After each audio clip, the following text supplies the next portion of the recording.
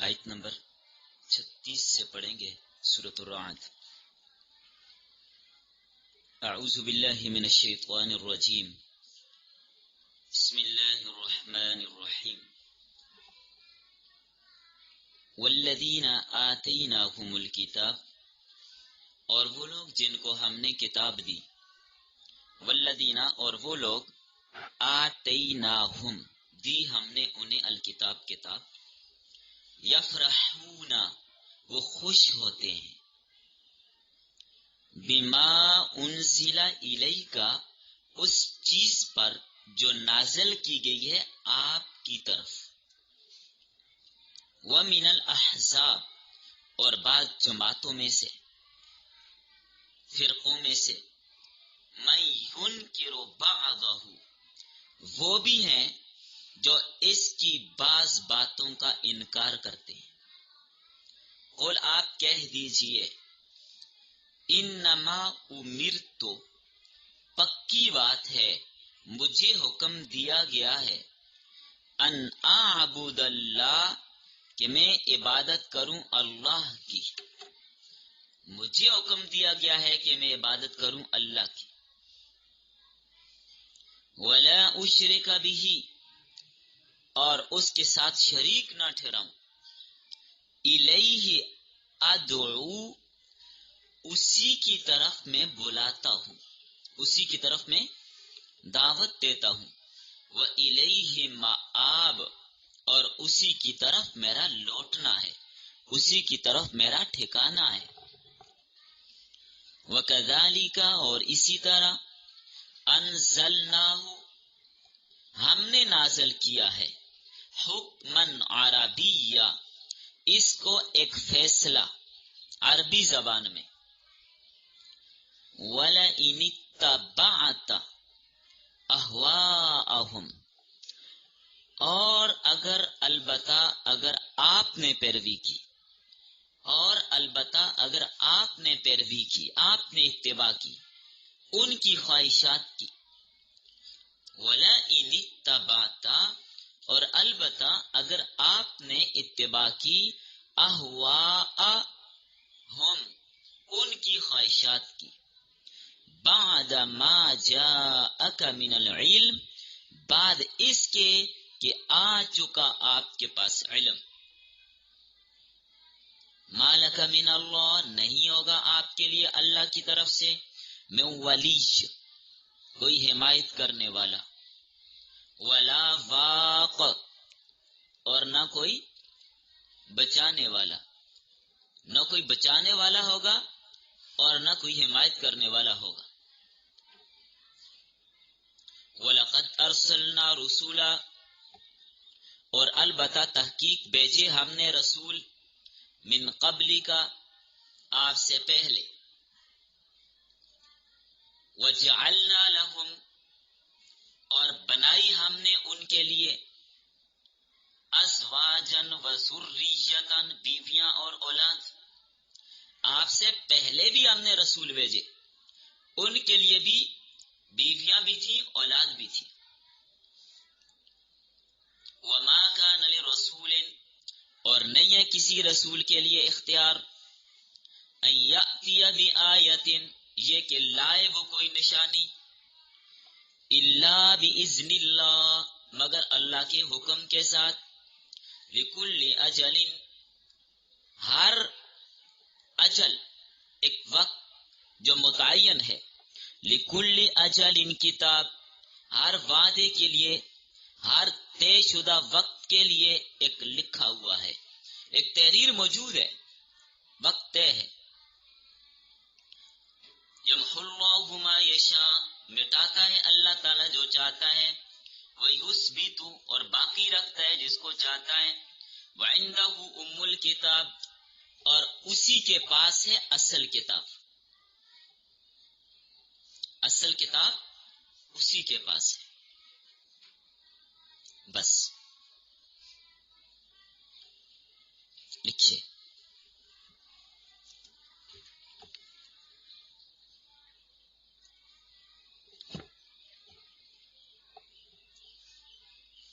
یہ سورۃ الرعد کا درس نمبر 8 ہے اور آیت نمبر 36 تا 39 ہے۔ آج کے سبق کا عنوان ہے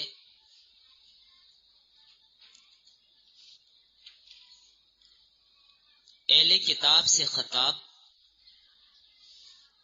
دربارہ نبوت کے بارے میں اہل کتاب سے کچھ خطاب کیا گیا ہے اور ان کے شبہات کا جواب دیا گیا ہے۔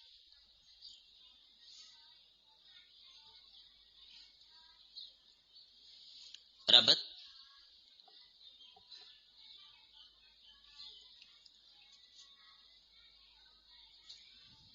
مشرکین مکہ کے احوال کے بعد اہل کتاب کے احوال ذکر کیے گئے اور جس طرح منکرین نبوت مشرکین کے کچھ شبہات کا رد کیا گیا تھا، ان کے بھی شبہات کا جواب دیا جائے گا۔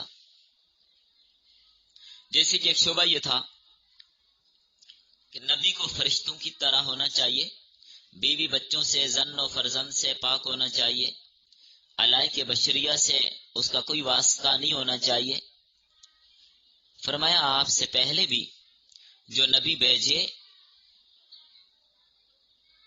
زن و فرزند ان کے بھی تھے۔ اہل کتاب بھی مانتے ہیں کہ ان کے انبیاء کرام کی اولادیں بھی تھیں، وہ بھی ان کو ماننے کا دعویٰ کر رہے ہیں۔ وہ بھی تو بشری صفات کے حامل ہی تھے نا، فرشتے تھوڑے ہی تھے۔ ابھی اگر تمہیں اعتراض ہو گیا کہ نبی کو بشر نہیں ہونا چاہیے، تو تم حضرت ابراہیم اور حضرت موسیٰ کے بارے میں کیا کہتے ہو؟ وہ کیا تھے؟ فرشتے تھے؟ ایسا تو نہیں تھا۔ اور دوسرا شبہ یہ تھا کہ ہماری مرضی کے مطابق معجزہ کیوں نہیں لاتے؟ اس کا بھی جواب دیا۔ تیسرا شبہ کہ ہم آپ کو نہیں مانتے تو عذاب کیوں نہیں آتا؟ اس کا بھی جواب دیا گیا کہ ہر چیز اللہ کے ہاں ایک طے شدہ وقت پر ہے، اس سے پہلے نہیں ہے۔ اذا جاء اجلها لا يستأخرون ساعة ولا يستقدمون، جب وقت متعینہ آ جاتا ہے تو ایک گھڑی بھی اس میں تقدیم و تاخیر نہیں کی جاتی، نہ پہلے ہوتے ہیں نہ بعد میں ہوتے ہیں۔ ایک شبہ تھا کہ یہ کیسا نبی ہے کہ یہ اپنی کتاب قرآن میں اور سابقہ کتب سماویہ تورات زبور انجیل میں نسخ کا قائل ہے کہ ان کے احکام منسوخ ہو جاتے ہیں۔ تو اللہ کے کلام کو یہ منسوخ کہتا ہے، اللہ کے کلام میں نسخ کیسے ہوتا ہے؟ معلوم ہوا اس کے پاس جو کتاب ہے یہ بھی کلام اللہ نہیں ہے۔ تو ابھی آئندہ کی آیات میں مختصراً جامع انداز سے انہی اشکالات کا رد کیا گیا ہے۔ فرمایا جن لوگوں کو ہم نے آسمانی کتاب دی ہے، ایسے لوگ خوش ہوتے ہیں آپ کی طرف نازل کی جانے والی کتاب سے، اس لیے کہ وہ نور عقل سے قرآن کو حق کا منبع اور مرکز اور مصداق مانتے ہیں۔ یہ پہلی آیت سے توجہ کیجیے۔ اس پہلی آیت میں فرمایا کہ جن لوگوں کو ہم نے آسمانی کتاب دی وہ آپ پہ نازل ہونے والے قرآن سے خوش ہوتے ہیں۔ سارے یہودی مراد نہیں ہے، سارے عیسائی مراد نہیں ہے، چند ایک سلیم و تبع جو مسلمان ہو گئے تھے وہ مراد ہیں۔ وہ جانتے ہیں کہ جو پہلی آسمانی کتابوں میں ہم نے اس نبی کی علامتیں نشانیاں پڑھی تھی وہ ساری اس میں موجود ہیں، اس پر ان کو خوشی ہو رہی ہے کہ ہم پہلی شریعت پر تھے، اب یہ نبی آیا تو اس کی شریعت پر وہ خوش ہیں اس بات پر۔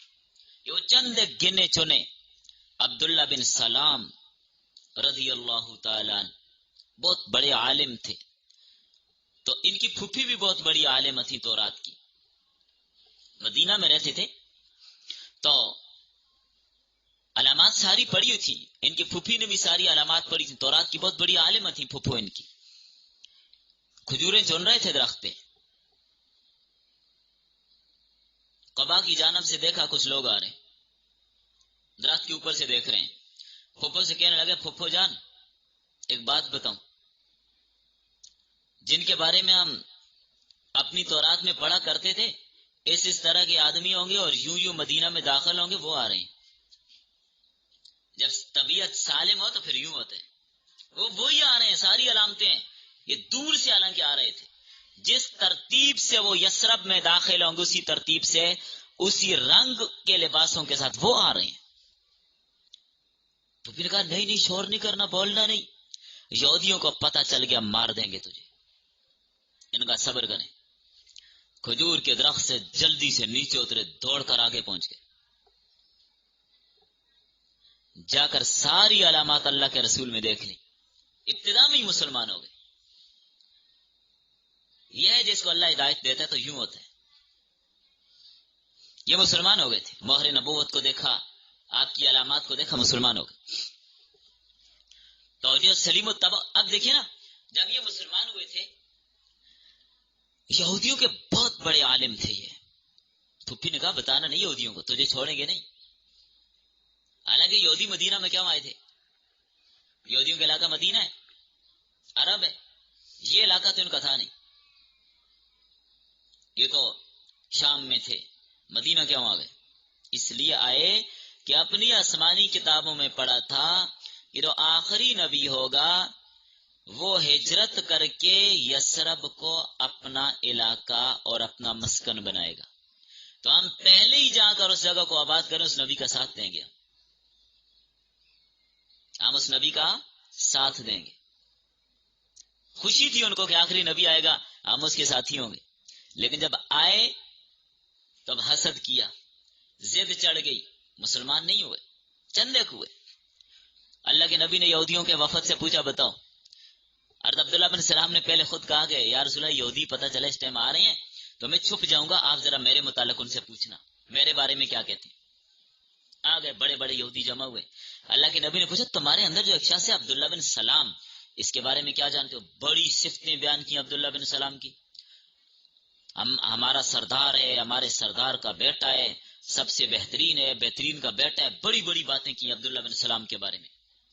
اللہ کے نبی نے پوچھا بتاؤ اگر عبداللہ بن سلام مسلمان ہو جائے تو تم ہو جاؤ گے مسلمان؟ کہنے لگے نہیں عبداللہ بن سلام اتنا کچا آدمی نہیں ہے، اللہ اس کو تمہارے اسلام سے بچائے. اتنے بدبخت یہودی یہ کہہ گئے. یہ باتیں ہو رہی تھیں، عبداللہ بن سلام کا جذبہ مزید عروج پہ آیا. پردے کے پیچھے سے باہر آ گئے، کہنے لگے اشہد اللہ الہ الا اللہ وحدہ لا شریک لہ واشہد ان محمدا عبدہ ورسولہ. اب جتنی گالیاں تھیں انہوں نے عبداللہ بن سلام کو دی. ابھی وہی تھے جو اس کی تعریفیں کر رہے تھے. یہ ضد. اور اس وقت سے لے کر آج تک یہودی اسلام کے ساتھ اور مسلمان کے ساتھ حسد کرتے. یہودی کبھی تمہارے نہیں ہو سکتے. یہ اپنی نسلوں کو بھی سبق پڑھا دیجئے، یہودی کبھی مسلمان کا ہمدرد نہیں ہو سکتا. یہ پکی بات ہے. دوبارہ چند ایک تھے اور پھر اس طرح تمیم داری ہیں، عدی بن آتم تائی ہیں، سالبہ ہیں، یہ اسید ہیں، یہ چند لوگ ان سے مسلمان ہوئے تھے اہل کتاب میں سے. اور نصارہ نجران کا وفد آیا تھا یمن کا، ان میں سے کچھ مسلمان ہوئے. نجاشی مسلمان ہوئے تھے. تو اہل کتاب کے جو لوگ آپ کو مانتے ہیں مسلمان ہو گئے، وہ اس بات پر خوش ہوتے ہیں کہ ہم اس کتاب کو بھی مان رہے ہیں، پہلی کتابیں بھی ہم نے پڑھی تھی. اور بعض فرقے اس قرآن کو نہیں مانتے. آپ ان سے کہہ دیجئے نہ ماننے والوں سے تم اختیار ہے تسلیس پر قائم رہو، کفارے پر قائم رہو، حضرت عیسیٰ کو خدا کا بیٹا بناؤ، حضرت عزیر کو خدا کا بیٹا کو، مرضی تمہاری ہے لیکن ہے یہ تمہاری ناکامی. ہم تمہارے اوپر جبر نہیں کرتے، نظریہ موقف تمہارا غلط ہے، شرک ہے یہ سارا. ہاں میری بات سنتے ہو تو مجھے تو اللہ نے حکم دیا کہ صرف اس اللہ کی عبادت کروں، اس کے ساتھ کسی کو شریک نہ ٹھہراؤ. باقی تم کسی کو خدا کا بیٹا بنا رہے ہو، کسی کو بیوی، حالانکہ یہ شرک ہے اور اللہ تعالی ان چیزوں سے پاک ہے. سبحانہ و تعالی عما یشرکون. اور فرمایا میں لوگوں کو صرف اللہ کی طرف بلاتا ہوں، اسی کی طرف مجھے بھی لوٹ کر واپس جانا ہے. دنیا ایک سرائے ہے، یہاں پر رہنا فانی ہے، ختم ہو جائے گی، اس میں کسی کو دوام نہیں ہے، لہذا ہر وقت موت کے لیے تیار رہنا چاہیے۔ کسی کو کوئی پتہ نہیں کب آ جائے، کسی کو کوئی خبر نہیں۔ یہ سارا ہے۔ حضرت ابراہیم بن ادم رحمہ اللہ تعالی بہت بڑے بادشاہ تھے، بہت بڑے بادشاہ تھے اپنے زمانے میں، اور ہر قسم کی عیاشیاں بھی ہوتی تھیں۔ بادشاہ جب ہوں تو پھر آپ کو پتہ ہے، ایک دن ایک آدمی دربار میں داخل ہو گیا، ایک شخص آیا، لوگوں نے آگے سے جو ابراہیم بن ادم بادشاہ وقت کے جو آفیسر تھے، ملازم، پولیس والے، سیکورٹی والے، انہوں نے روکا، ہم اندر نہیں جانے دیں گے۔ ان کا مجھے نہیں روک سکتے، جانے دو مجھے۔ بحث مباحثہ ہوا تو کہنے لگا میں یہ سرائے دیکھنا ہے، مجھے ذرا دیکھنے دو۔ کہا نہیں نہیں، آپ نہیں جا سکتے۔ بادشاہ نے دیکھ لیا کہ کچھ بحث مباحثہ ہو رہے ہیں۔ بادشاہ نے پوچھا کیا ہوا؟ سیکورٹی والے کہنے لگے یہ کوئی اجنبی آدمی ہے، کہتا ہے میں نے سرائے میں آنا ہے۔ انہوں نے کہا آنے دو میرے پاس۔ تو یہ آنے والا شخص آیا، ابراہیم بن ادم نے اپنے سامنے کھڑا کیا۔ کیوں آئے؟ یہ سرائے دیکھنا ہے، میں مسافر ہوں، تھوڑا آرام کرنا ہے مجھے یہاں پہ۔ انہوں نے کہا پاگل، یہ سرائے نہیں ہے، یہ بادشاہ کا محل ہے۔ سرائے کدھر؟ اس آنے والے نے دائیں بائیں چھتوں کو دیکھا، دیواروں کو دیکھا، فرش کو دیکھا، ادھر ادھر، کہتے نہیں مجھے تو سرائے لگ رہا ہے۔ ان کا نہیں، سرائے نہیں ہے، یہ بادشاہ کا محل ہے۔ اب غصہ بھی آیا بادشاہ سلامت کو۔ ان کا نہیں بھائی، مجھے سرائے لگ رہا ہے، یہ سرائے ہے، مجھے محل شال کا کوئی چیز یہاں نظر نہیں آتی۔ اچھا مجھے یہ بتاؤ یہاں پر آپ سے پہلے کون تھا؟ تو ابراہیم بن ادم کہنے لگے میرا والد۔ وہ کہاں ہے؟ فوت ہو گیا۔ اس سے پہلے دادا جان، وہ کہاں ہے؟ وہ بھی قبر میں چلے گئے۔ اس سے پہلے پر دادا جان، وہ کہاں ہے؟ قبر میں چلے گئے۔ تو آنے والے نے کہا جناب والا پھر سرائے ہے نا، یہ کوئی آ رہا ہے کوئی جا رہا ہے، کوئی آ رہا ہے کوئی جا رہا ہے، یہ سرائے ہے۔ کہہ کر وہ غائب ہو گیا۔ اس بات نے ابراہیم بن ادم کی زندگی بدل دی۔ محلات چھوڑے، بادشاہ چھوڑی، بوریا نشین ہو گئے، اور اتنی بڑی قربانی دی تھی، اللہ نے وقت کا اتنا ہی بڑا ولی بنایا۔ آج بھی ابراہیم بن ادم کے واقعات اور ان کی اصلاحی باتیں، ان کا تقوی، ان کی طہارت، ان کی ولایت مشہور اور معروف ہے۔ جس کو اللہ سمجھ جائے یوں دے دیتے۔ بادشاہ چھوڑ کر یہ زندگی اپنائی اور بہت بڑے ولی اللہ بنے ابراہیم بن ادم۔ ان کی عجیب عجیب حکایات ہیں، موقع محل کی مناسبت سے پھر کبھی۔ تو بہرحال یہ دنیا کیا ہے؟ عارضی سرائے ہے، یہاں پر کسی کو دوام، جو بھی آیا جانے کے لیے آیا، مسافر درخت کے نیچے آتا ہے، تھوڑی دیر آرام کرتا ہے، چل بستا ہے، آگے چلا جاتا ہے، وہاں نہیں دل لگاتا۔ آپ یہاں سے کراچی جا رہے ہو، سندھ میں پہنچے، ریسٹورنٹ میں ان کو کرایہ دیا، ان نے رات رہنے، جا کر اسے دل لگا لیں گے؟ کبھی نہیں، چاہے وہ جتنا خوبصورت کیوں نہ بنا ہو۔ لیکن وہ سرائے ہے، وہ ایک مسافر خانہ ہے، وہ ایک گزر گاہ ہے۔ پوری دنیا مسافر خانہ ہے، پوری دنیا گزر گاہ ہے۔ یہاں پر دوام کسی کو نہیں، جو آیا وہ جائے گا۔ چند دن رہ کر اپنا سفر پورا کر کے، اصلی وطن ہم سب کا جنت ہے، جہاں سے ہمارے جد امجد حضرت آدم ادھر آئے تھے، واپس وہیں جانے، وہ ہمارا گھر ہے، اس کے لیے تیاری کرنی۔ فرمایا میں لوگوں کو صرف اللہ کی طرف بلاتا ہوں، اس کی طرف مجھے واپس جانا ہے، دنیا میں نہیں رہنا۔ جس طرح پہلی کتابوں کو صاحب کتاب کی زبان میں بھیجا، اسی طرح قرآن کو بھی صاحب کتاب کی زبان میں بھیجا، عربی زبان میں۔ تمہیں کیا اعتراض ہے اس پر؟ عربی زبان میں، اور یہ کتاب آخری کتاب ہے اور پہلی کتابوں کی تصدیق کرنے والی ہے۔ مانتے کیوں نہیں پھر اس کو؟ لہذا اے اہل کتاب، اس کتاب کا اتباع کرو۔ یہ قرآن تمام پہلی کتابوں کے لیے ناسخ ہے، پہلی سب منسوخ ہو چکی ہیں، پہلی کتابیں اب چلتی نہیں ہیں، ان کی شریعت ختم، منسوخ ہو گئی ہے۔ ان کو تعجب ہوتا تھا کہ بھائی آسمانی کلام میں، اللہ کے کلام میں ناسخ منسوخ کا مسئلہ بھی ہوتا ہے، ان کی عقل میں بات نہیں آتی تھی۔ یہود و نصارہ اعتراض کرتے تھے کہ آپ کیسے کہتے ہیں کہ یہ بات منسوخ ہو گئی ہے؟ اللہ کا کلام کبھی بدلتا تو نہیں ہے، منسوخ کچھ بھی نہیں ہوتا۔ تو بھئی اللہ حکیم ہے، اللہ حکیم ہے، پہلے کے بعد دوسرا نیا حکم آ جاتا ہے، پہلے وہ تمہارے لیے بہتر تھا، اب یہ والا بہتر، اب یہ ہوگا۔ اللہ کو پہلے سے ہی پتہ ہوتے ہیں، کچھ عرصے کے بعد میں نے یہ والا حکم دے دینے، اللہ کو پہلے سے معلوم ہوتے ہیں۔ ڈاکٹر کے پاس جائیں تو ڈاکٹر مریض کو دوائی لکھ کر دیتا ہے، بھئی 1 مہینہ آپ استعمال کریں، وہ کرتا رہتا ہے، دوبارہ جاتا ہے، ڈاکٹر نسخہ بدل دیتے ہیں کہ اب آپ یہ والی دوائی استعمال کریں، یہ والا نسخہ استعمال کریں۔ مریض لڑ پڑے، ڈاکٹر صاحب عقل ٹھیک ہے، پہلے یہ والا نسخہ لکھ کے دیا تھا، اب اور دوائیاں بدل دیا آپ نے، بیماری میری وہی ہے، نسخہ کیوں بدلا؟ تب ڈاکٹر سمجھتے ہیں، مریض سمجھتے ہیں؟ ڈاکٹر کو پتا ہے اس کے مزاج کے موافق پہلے وہ تھا، اب یہ۔ تو اللہ تعالیٰ بھی پہلے ایک حکم آیا اس کو بدل کر دوسرا دے دیتے ہیں کہ پہلے وہ موافق تھا، اب یہ۔ اعتراض کس چیز کا؟ اللہ تو حکیم ہے، اللہ کو پتہ ہے کہ آئندہ چل کر میں یہ حکم دے دوں گا۔ یہ نہیں کہ اللہ نہیں جانتے، اللہ جانتے ہیں۔ اس پر تفصیلی بات انشاءاللہ آگے آ رہی ہے، لیکن وہاں تک کل ہی پہنچیں گے، آج ناممکن ہے۔ اس پر کچھ بحث مباحثہ ہے اس میں۔ اب دیکھیے نا، پہلی شریعت جب منسوخ ہو چکی تو ایک آدمی کہتے میں اسی شریعت پر عمل کروں گا، قابل قبول ہے وہ؟ کبھی نہیں۔ اچھا، آپ لوگوں نے 5 روپے کا نوٹ تو دیکھا ہوگا، ابھی بھی شاید کسی کے پاس ہو۔ اچھا، ابھی آپ میں سے جس کے پاس 5 روپے کا نوٹ ہو، پاکستانی 5 روپے کا، اس پر دیکھ لیجیے اسٹیٹ بینک کی مہر ہے یا نہیں ہے؟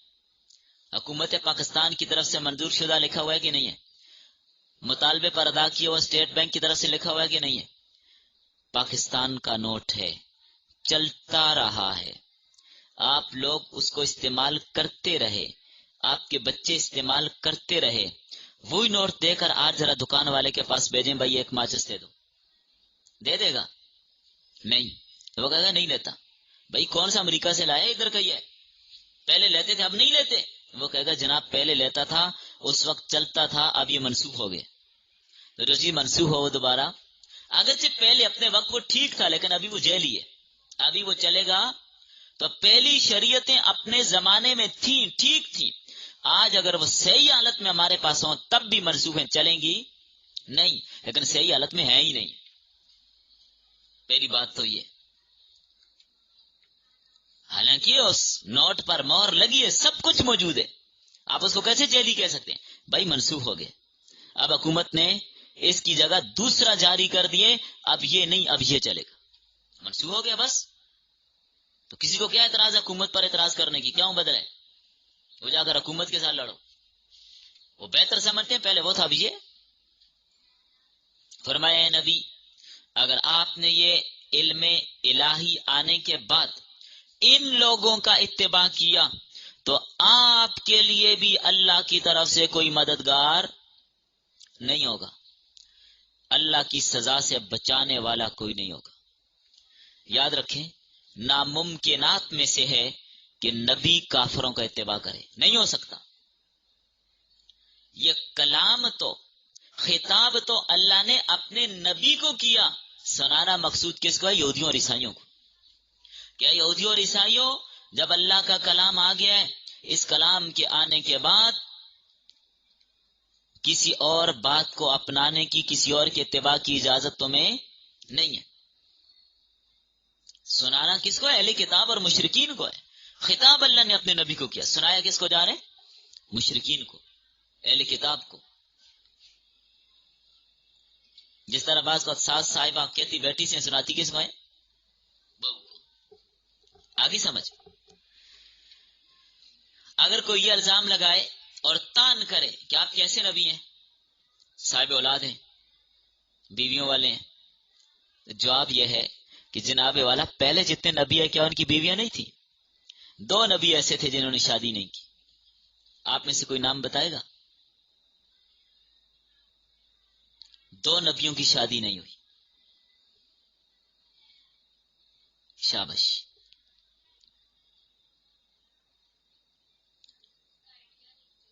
जी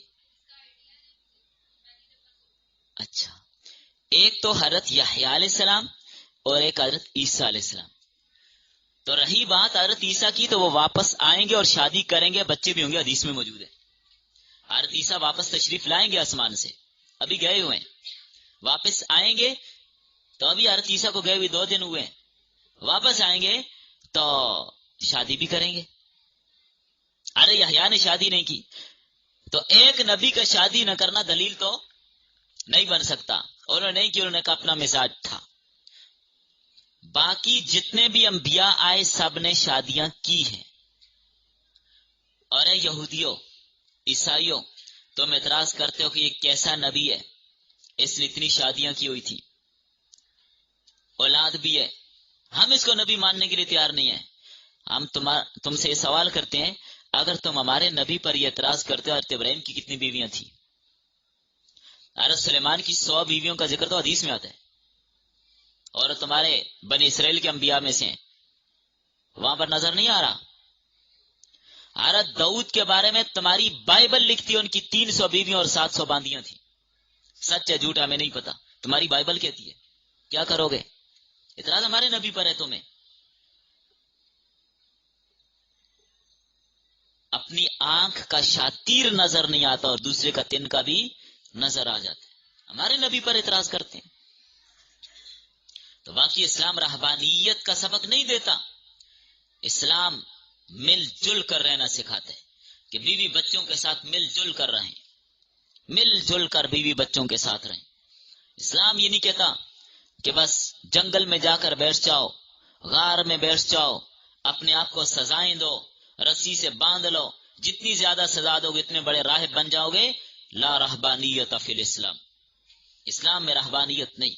इस्लाम शादी का दर्स भी देता है, औलाद। और फिर इस्लाम ने कहा क्या, ऐसी औरत से शादी करो जिसकी औलाद ज्यादा होने वाली है।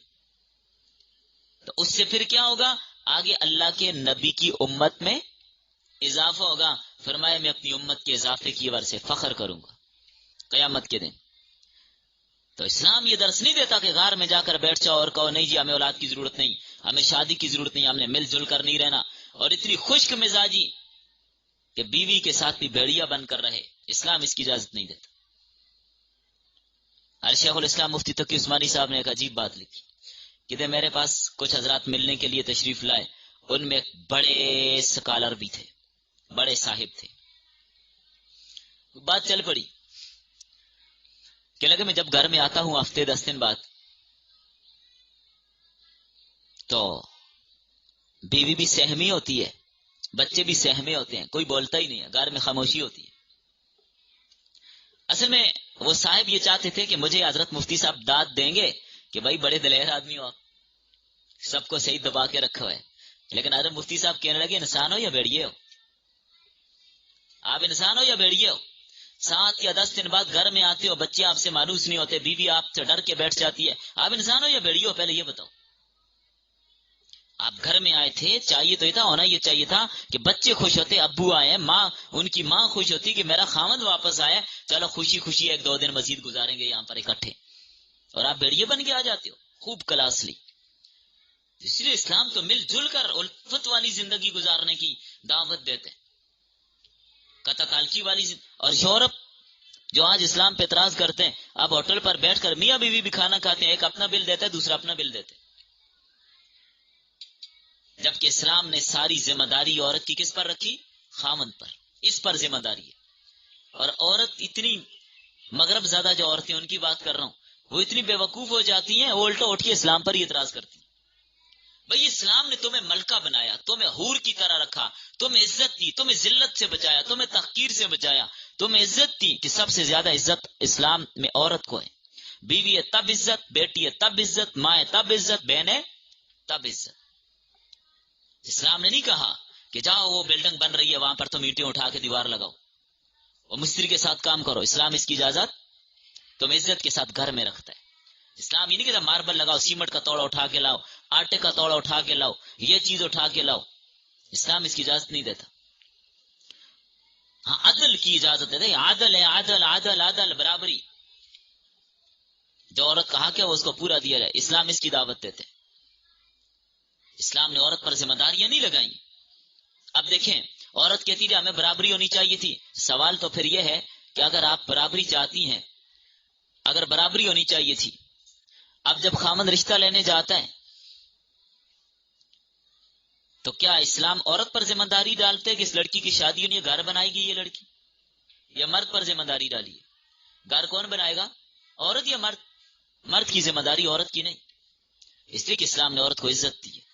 اسلام نہیں کہا عورت گھر بنائے، مرد گھر بنائے گا. اگر کرائے پہ رہنا ہے تو مہینے بعد خامند کہے کرایہ دو، بیوی سے کہتے ہیں نہیں بھائی تمہاری ذمہ داری ہے، دو کرایہ. بچوں کی فیس دینی ہے، کس نے دینی ہے؟ بل آ گیا، کس نے دینا ہے؟ گھر کے اخراجات عورت نے پورے کرنے، خامند نے. اسلام نے عورت کو تو عزت دی ہے، لیکن اسلام کی عزت اس کو اچھی نہیں لگتی. اور یہ یورپی لوگوں کا ذہن ہے، اسلام کا نہیں. یہ تو ایک لمبا موضوع ہے، اس پر جتنے اعتراضات ہیں ان کے وافی و شافی جوابات ہیں، لیکن یہ تو خلاصتاً بات ضمناً سامنے آ گئی کہ اسلام نے سب سے پہلے آ کر عورت کو عزت دی ہے. اسلام سے پہلے عورت کی کوئی عزت تھی نہیں، کسی مذہب میں بھی. فرمایا آپ سے پہلے جو انبیاء تھے ان کی بھی اولاد اور ازواج تھی. اور ایک اعتراض تمہارا یہ کہ ہماری مرضی کے مطابق معجزہ کیوں نہیں لاتا، تو جواب یہ ہے کہ کسی بھی رسول کے لیے ممکن نہیں ہے کہ اپنی طرف سے کوئی معجزہ لائے. معجزے کا ظہور اللہ کے ارادے پر، اللہ کی مشیت پر موقوف ہے، جو اس کی حکمت پر ہے، کسی کی خواہش پر نہیں ہے. معجزہ وقت موعود پر آتے، اپنی مرضی سے نہیں.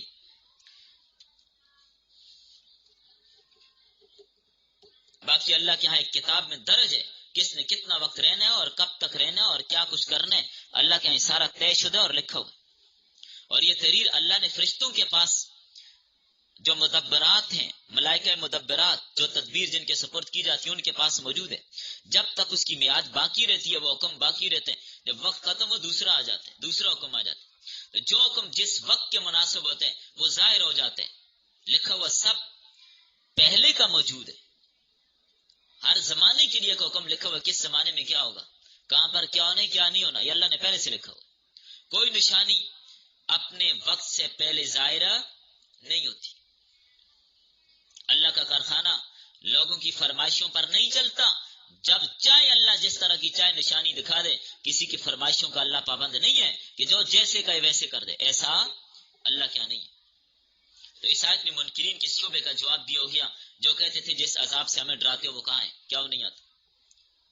تو اس کا جواب دے دیا کہ ہر چیز کے لیے وقت مقرر ہے. لکل اجل کتاب، اجل سے مراد مدت معینہ ہے، طے شدہ وقت ہے، اسی پر آئے گا.